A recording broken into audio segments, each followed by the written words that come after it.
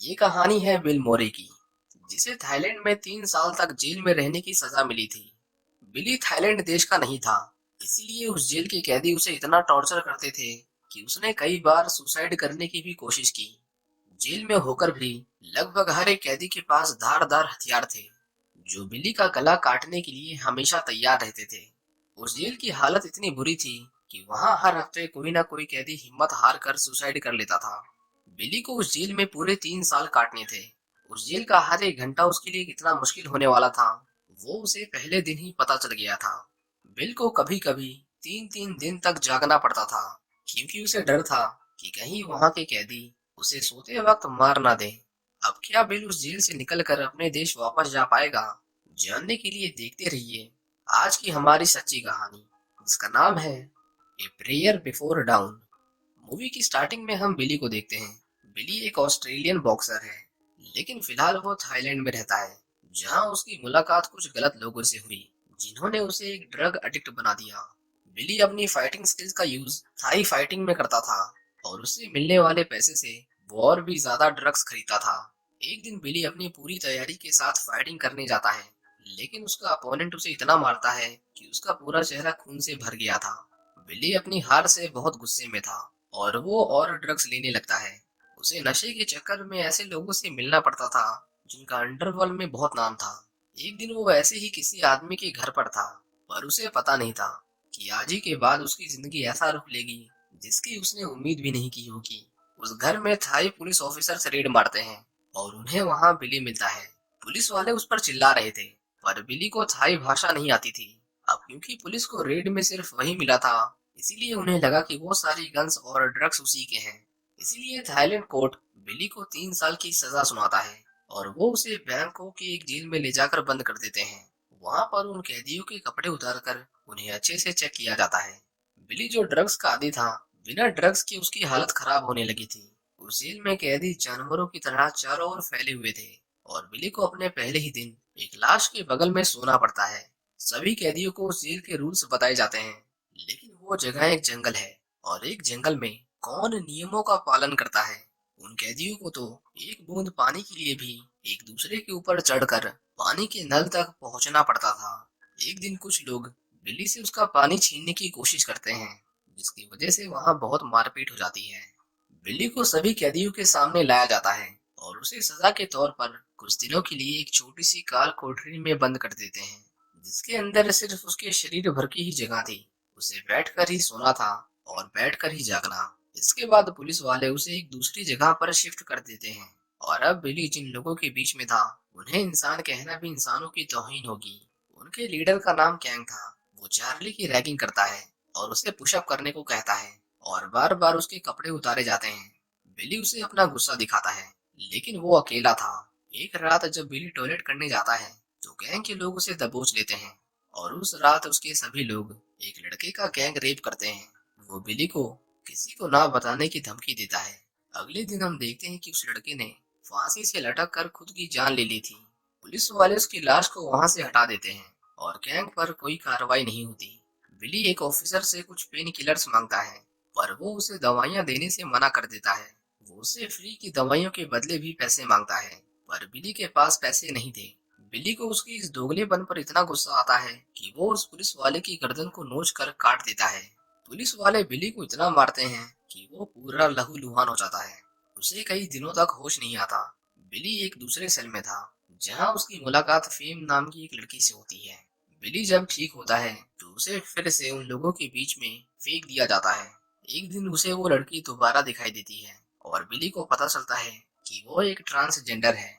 बिली उसे उस दिन के लिए थैंक यू कहता है, और उससे कुछ सिगरेट्स उधार मांगता है। वो उन सिगरेट्स को कैंग को दे देता है, इस उम्मीद में कि वो लोग उसे परेशान नहीं करेंगे। एक रात जब वो सभी सो रहे थे, तो कैंग के लोग उस रूम के पंखे की ब्लेड्स निकाल लेते हैं, और किसी दूसरे सेल में घुसकर कुछ लोगों को मार डालते हैं। कुछ देर बाद जेल में इमरजेंसी अलार्म बजता है, और सभी कैदियों को बाहर निकाला जाता है। उन सभी की तलाशी ली जाती है, और उन्हें बिली के कपड़ों में ड्रग्स मिलते हैं। बिली उन्हें कहता है कि ये उसका नहीं है, पर पुलिस को लगा कि वो खून उसी ने किए हैं। पर इन ड्रग्स को कैंग ने उसके कपड़ों में जानबूझकर रखा था, ताकि वो उसे फंसा सके। बिली उनके हाथ जोड़ता है, पर कोई पुलिस वाला उसकी नहीं सुनता। बिली उन्हें वो टी शर्ट पहनकर दिखाता है। पुलिस वाले देखते हैं कि वो कपड़े तो उसे छोटे पड़ रहे थे, जिसके बाद वो कैंग को पकड़ लेते हैं और उसे मार मार कर सच्चाई निकलवा लेते हैं। उसकी चीखें लाउड स्पीकर से सभी सुन रहे थे और कैंग के लोग थोड़ा घबरा गए थे। बिली खुश था कि उसे थोड़े समय तक कैंग के लोग परेशान नहीं करेंगे। अब क्योंकि बिली एक ड्रग एडिक्ट था, इसीलिए उसने एक पुलिस वाले को उसके लिए ड्रग्स लाने के लिए मना लिया था, जिसके बदले बिली उसे कुछ पैसे देता था। लेकिन एक दिन वो ऑफिसर उसे कहता है कि वो चाहता है कि वो दो मुस्लिम लोगों को मारे, तभी वो उसे और ड्रग्स ला कर देगा। बिली ड्रग्स के लालच में उन लोगों को बहुत मारता है, लेकिन उसे एहसास होता है कि उसने गलत किया है। अब उसके अंदर की सहन शक्ति ने जवाब दे दिया था, इसीलिए एक दिन वो एक ब्लेड से अपनी नसें काट लेता है। और उसके मरने से पहले कुछ लोग उसे देख लेते हैं और उसकी जान बच जाती है। कुछ हफ्तों के बाद वो फिर से ठीक हो गया था, लेकिन उसे जीने के लिए एक मकसद की जरूरत थी। इसलिए वो डिसाइड करता है कि वो अपनी बॉक्सिंग को फिर से कंटिन्यू करेगा। उस जेल के अंदर एक स्पोर्ट्स सेक्शन भी था, लेकिन वो लोग बिली को अंदर घुसने नहीं देते और गाली देकर भगा देते हैं। उस जेल के अंदर वो लोग सिगरेट्स को एक करेंसी की तरह इस्तेमाल करते थे, मतलब सिर्फ सिगरेट दो और उन्हें जो चाहिए वो मिल जाएगा। बिली वहाँ के कैदियों से सिगरेट्स की बैटिंग करता है, जिसमें वो जीत जाता है। पर जीतने के बाद भी वो लोग उसे पहले दिन सिगरेट नहीं देते, लेकिन किसी तरह धीरे धीरे वो बहुत सारे सिगरेट्स इकट्ठा कर लेता है, जिसके बदले में उसे बॉक्सिंग क्लब में एंट्री मिल गई थी। बिली वहां पर प्रैक्टिस करता था। एक दिन ट्रेनर उसे एक थाई बॉक्सर से लड़ने को कहता है, पर जब बिली उसे लड़ने जाता है तो बहुत मार खाता है। बिली के अंदर अब किसी चीज का डर नहीं था, उसके अंदर था तो बस गुस्सा, बहुत सारा गुस्सा। बिली फेम को उसकी सारी उधार ली हुई सिगरेट्स लौटा देता है और वो दोनों धीरे धीरे एक दूसरे के करीब आने लगे थे। एक दिन बिली बहुत एग्रेशन में बॉक्सिंग की प्रैक्टिस कर रहा था। सभी उसे देखकर हैरान थे और बिली अब वहां के ट्रेनर की नजर में था। वो उसे अच्छे से ट्रेन करते हैं और बिली भी अब मन लगाकर प्रैक्टिस कर रहा था। उस जेल में जितने भी बॉक्सिंग मैचेस होते थे, बिली धीरे धीरे उन्हें जीतने लगा था। एक दिन जेलर उसे अपने पास बुलाता है और कहता है कि अब हम देश की दूसरी जेलों के साथ बॉक्सिंग में कम्पीट करने वाले हैं और वो उसमें कम्पीट करने के सारे क्राइटेरिया को मीट करता है। जेलर उसे जेल की तरफ से बॉक्सिंग करने का ऑफर देता है, जिसके लिए बिली उसे तुरंत ही हाँ कर देता है। बिली पहला फॉरेनर बॉक्सर था जो जेल की थाई बॉक्सिंग में कम्पीट करने वाला था, लेकिन उसके पास खुद को ट्रेन करने के लिए सिर्फ 2 महीने थे। जेलर उसका ट्रांसफर बॉक्सिंग सेल में करवा देता है। वहां पर वो कैदी थे जिनके अंदर थोड़ी बहुत इंसानियत बची हुई थी। जब बिली अपने सेल से जा रहा था तो गैंग के लोग उसे जलन की निगाहों से देख रहे थे, लेकिन उसमें से कुछ लोग उसके जाने से खुश भी थे कि कम से कम कोई तो इस नरक से निकला। नए सेल के अंदर बिली की लाइफ बहुत अच्छी थी, उसे परेशान करने वाला कोई नहीं था। लेकिन इन सब की एक कीमत थी, जो था वो बॉक्सिंग मैच। अगर वो उसे हार जाता है तो वो लोग उसे दोबारा उसी नरक में फेंकने से पहले एक बार नहीं सोचेंगे। सभी मिलकर बिली को स्ट्रॉन्ग करने में जुटे हुए थे। लेकिन एक दिन बिली देखता है कि फेम किसी और लड़की के साथ थी। वो उससे इसके बारे में बात करना चाहता था, पर वो उसे वहां से जाने के लिए कहती है, जिससे बिली को बहुत गुस्सा आता है और वो उसके ऊपर चिल्लाने लगता है। वो उसे चीटर कहता है। बिली को बार बार उसी की याद आ रही थी, इसीलिए वो ठीक से प्रैक्टिस नहीं कर पा रहा था। वो अपने साथ के अपोनेंट को खुद को मारने के लिए कहता है, लेकिन जब वो ऐसा नहीं करता तो बिली उसे ही मारने लगता है। पुलिस वाले उसकी इस बर्ताव को देखकर उसे फिर से जेल में डाल देते हैं, लेकिन बिली का गुस्सा अभी भी शांत नहीं हुआ था। जैसे जैसे दिन बीतते जाते हैं, बिली को एहसास होता है कि ये गुस्सा उसके लिए ठीक नहीं, और वो उसी जेल के अंदर प्रैक्टिस शुरू कर देता है। पुलिस वाले जब उसे जेल से निकालते हैं तो बिली अपने सेल में दोबारा जाता है। उसके साथी कैदी उस पर बहुत गुस्सा थे। बिली उन लोगों से अपने किए के लिए माफी मांगता है। उन सभी ने उसे माफ भी कर दिया था और वो फिर से बिली को ट्रेन करने लगे हैं। बिली अब शांत रहने के लिए मेडिटेशन करने लगा था। एक दिन उनके सेल में कैदियों का मन बहलाने के लिए एक सिंगिंग प्रोग्राम अरेंज किया जाता है, जिसमें फेम गाना गाती है। बिली उसे गाता देखकर बहुत खुश था, क्योंकि वो समझ गया था कि ये उसकी दुनिया नहीं है। उसे अपने घर वापस आना है, जहाँ उसका परिवार उसका इंतजार कर रहा है। एक दिन बिली को गैंग के लोग चारों तरफ से घेर लेते हैं। गैंग उससे पैसे मांगता है, पर बिली के पास पैसे नहीं थे। गैंग को एचआईवी की बीमारी थी। वो अपने इन्फेक्टेड खून से बिली को भी इन्फेक्ट करने वाला था, ताकि वो बीमार हो जाए और बॉक्सिंग मैच में कम्पीट न कर पाए। बिली उसे कहता है कि बॉक्सिंग मैच जीतने के बाद उसे जो कुछ भी मिलेगा वो उन्हें दे देगा, जिसके बाद वो उसे छोड़ देते हैं। बिली को पता था कि उसकी लाइफ आसान नहीं है, लेकिन आगे जो होने वाला था उसके लिए वो शायद कभी तैयार ही नहीं था।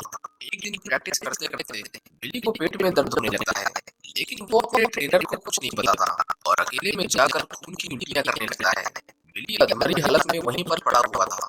अगले दिन हमें पता चलता है कि ड्रग की ओवरडोज और बॉक्सिंग की वजह से बिल्ली को हार्निया नाम की बीमारी हो गई है। हार्निया में पेट की आंतें अपनी प्रोटेक्शन वॉल से डिसलोकेट हो जाती हैं, जिससे इंटरनल ब्लीडिंग होने का खतरा होता है। डॉक्टर्स उसे बताते हैं कि अगर उसने ये फाइट की तो इसमें उसकी जान भी जा सकती है, इसीलिए वो उसे पीछे हटने की सलाह देते हैं। लेकिन बिली अपने इस आखिरी मौके को नहीं खोना चाहता था, वो लड़ना चाहता था। इसके बाद हम देखते हैं कि वो दिन आ चुका था जिसका सभी इतने दिनों से इंतजार कर रहे थे। मैच के दिन देश के अलग अलग जिलों से बॉक्सर्स आए थे। बिली उनसे फाइट करता है और एक एक करके सभी को नॉक करता जाता है और अंत में वो आखिरी थाई बॉक्सर को भी बहुत कम पॉइंट डिफरेंस में हरा देता है और इस तरह बिली ने उस बॉक्सिंग मैच को जीत लिया था। सभी उसकी जीत से बहुत खुश थे, लेकिन तभी हम देखते हैं कि बिली को खून की उल्टियां होने लगती हैं और वो चक्कर खाकर गिर जाता है। जब उसे होश आता है तो वो एक हॉस्पिटल में था। उसके आसपास कोई नहीं था। वो जब अपने रूम से बाहर आता है तो वहां पर कोई सिक्योरिटी नहीं थी। बिली उस हॉस्पिटल से बाहर निकल जाता है और वो इतने सालों में पहली बार बाहर की दुनिया देख रहा था। हम लोग जो हमेशा अपनी जिंदगी से शिकायत करते रहते हैं, जरा सोचो बिली ने उस दिन दुनिया को किस नजर से देखा होगा। उस दिन उसके लिए हर एक चीज परफेक्ट होगी। बिली कुछ देर शहर की गलियों में घूमता है और उसके बाद फिर से उस हॉस्पिटल में जाकर बैठ जाता है, जैसे अब उसे जिंदगी से और कुछ नहीं चाहिए। इसी तरह बिली अपनी बची हुई सजा थाईलैंड की जेल में काटता है और इसके 3 साल बाद बिली को यूके की जेल में ट्रांसफर कर दिया जाता है और उसे थाईलैंड के किंग की ओर से ऑफिशियली उसके किए गए क्राइम के लिए माफ कर दिया गया था। इसके चलते अक्टूबर 2010 में बिली को यूके की अदालत भी वाइजर बरी कर देती है। आखिर में हम देखते हैं कि बिली से उसके फादर मिलने के लिए आते हैं, जो कोई और नहीं बल्कि असली बिली था। ये मूवी बिली मोर की असली जिंदगी पर आधारित है, जिसने बाद में जाकर अपनी दास्तां को एक किताब के जरिए पूरी दुनिया को बताया और देखते ही देखते उसकी किताब इंटरनेशनल बेस्ट सेलर बन गई थी। बिलमोर ने थाईलैंड में अपनी 3 साल की सजा काटने से पहले सिल्वेस्टर स्टैलोन के साथ भी काम किया था, जो हॉलीवुड के एक बहुत बड़े एक्टर हैं। लेकिन एक ड्रग एडिक्ट होने की वजह से उसे गलत लोगों की संगत में आना पड़ा। ऐसा किसी और के साथ ना हो, इसीलिए बिल अब उन लोगों की मदद करता है जो नशे के आदी हैं। और इसी के साथ ये कहानी यहीं खत्म हो जाती है। उम्मीद करता हूँ कि आपको ये मूवी पसंद आई होगी। Thank you for watching.